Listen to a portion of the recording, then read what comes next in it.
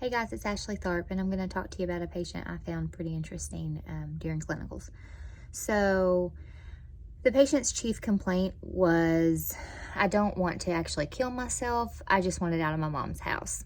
So, this patient is an 18-year-old Caucasian male who identifies as a trans feminine or trans woman.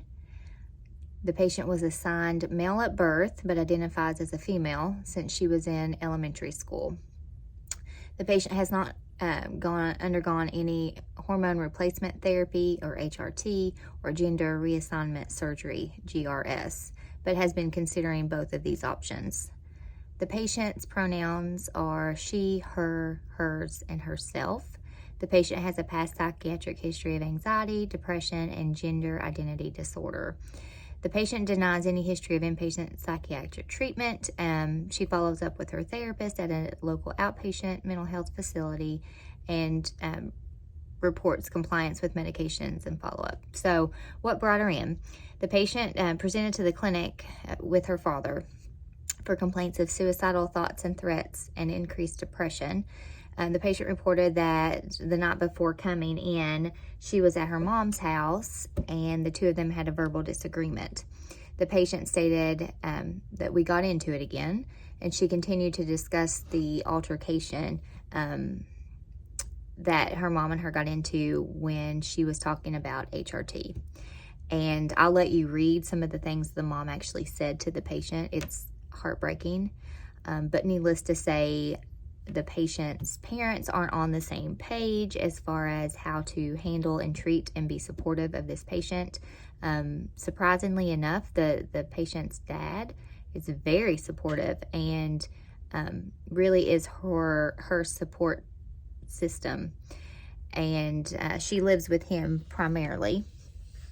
So the patient says that after her mom screamed some profanities at her and some really not nice comments, she locked herself in the bathroom and told her mom that she wanted to kill herself, and if she could find anything in that bathroom that would harm her or kill her, she would do it. The patient then stayed locked in the bathroom for several hours.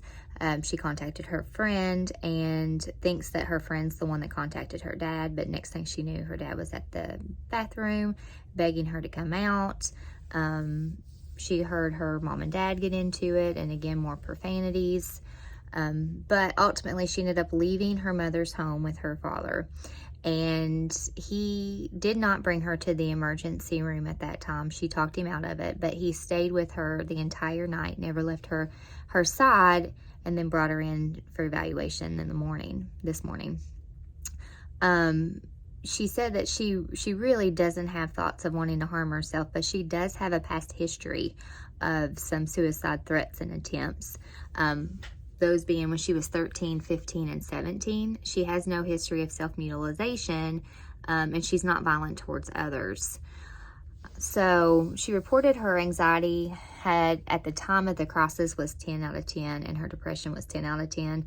But stated when we saw her that her depression had remained about 10 out of 10 and her anxiety had decreased to 7 out of 10.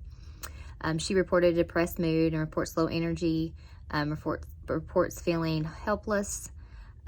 She said she's easy to cry and has an increased crying spells. She reports poor sleep. She had trouble falling asleep and staying asleep. No change in her weight or appetite. Energy levels low. Motivation was deprived. She reported feeling isolated and withdrawn from others, especially her siblings. No agitation reported. She did have anxiety with associated symptoms of poor concentration, feelings of panic, racing heart, sweaty, dizziness, and uncontrollable racing thoughts. She was on medications, or still is on medication. She was on Prozac and Buspirone. Really no pertinent medical history, no surgical history, no pertinent family history. She was born and raised locally and raised by both her parents till she was 12 when they divorced, at which point she started sharing custody arrangements with both of them, but at the age of 15 made the decision to move in with her dad.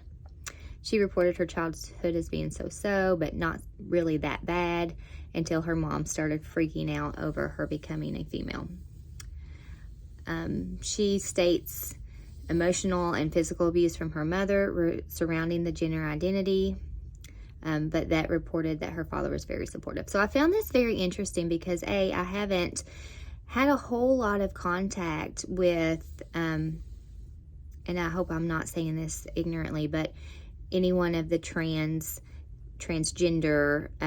sexual identity disorder type patients. And I found it also interesting that I would automatically think that the mom would be supportive and the dad would be saying some of the things that the mom is saying to the patient, but it was the other way around. So I found that pretty fascinating as well.